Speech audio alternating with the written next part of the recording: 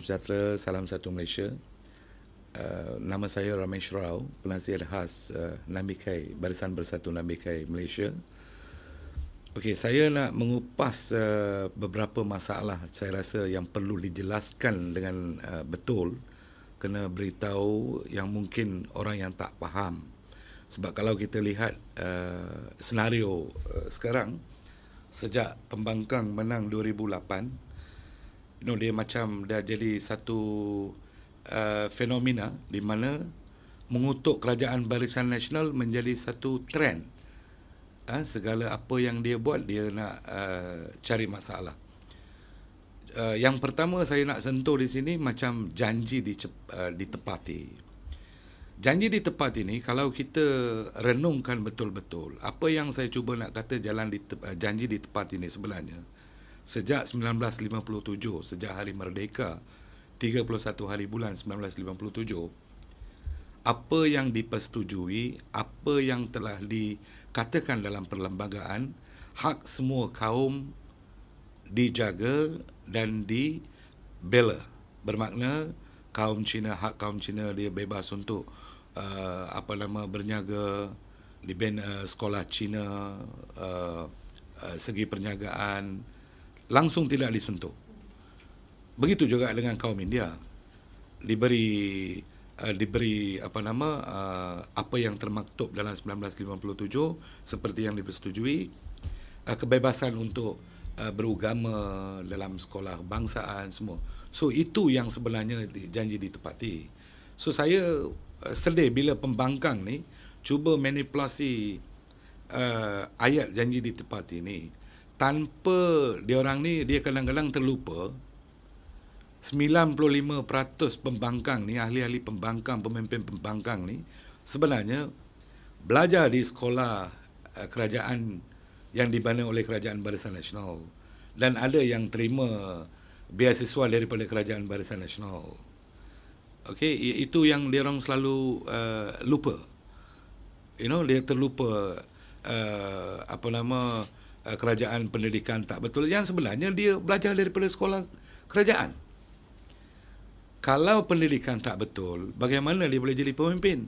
Bagaimana dia boleh jadi seorang yang berjaya kalau dia pendidikan kita tak betul?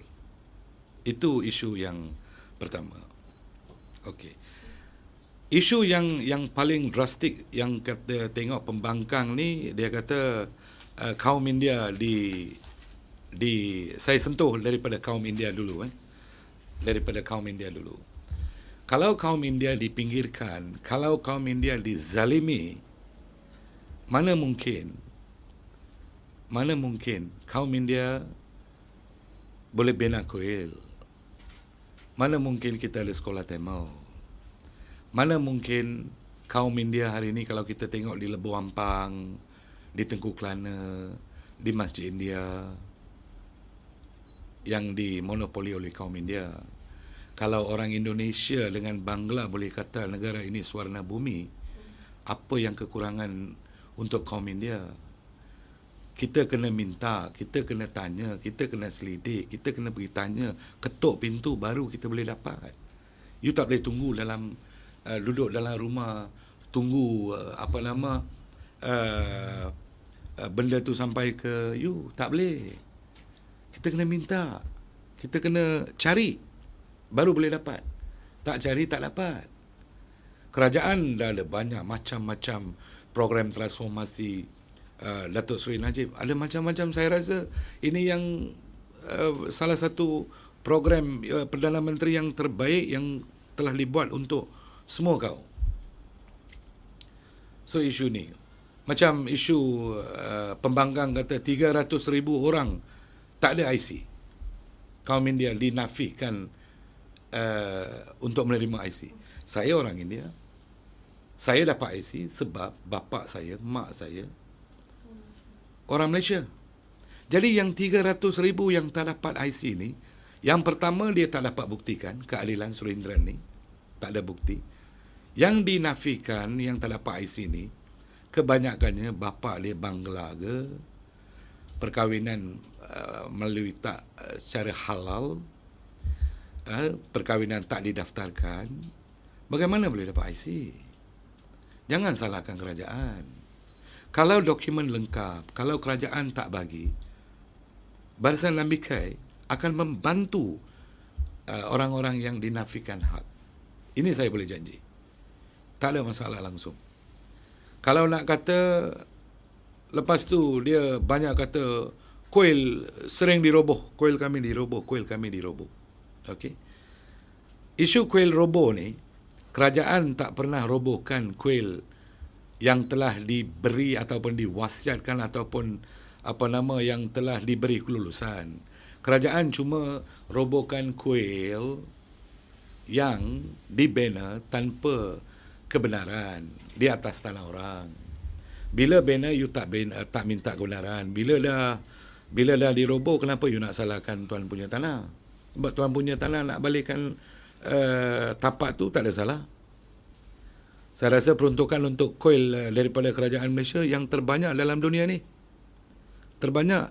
Kat Singapura pun dia tak bagi macam ni. Kebebasan beragama. Dekat Singapura, cuma ada satu aja Persatuan India. Kat Malaysia kita ada banyak. So, apa kekurangan? Apa yang kita tak ada?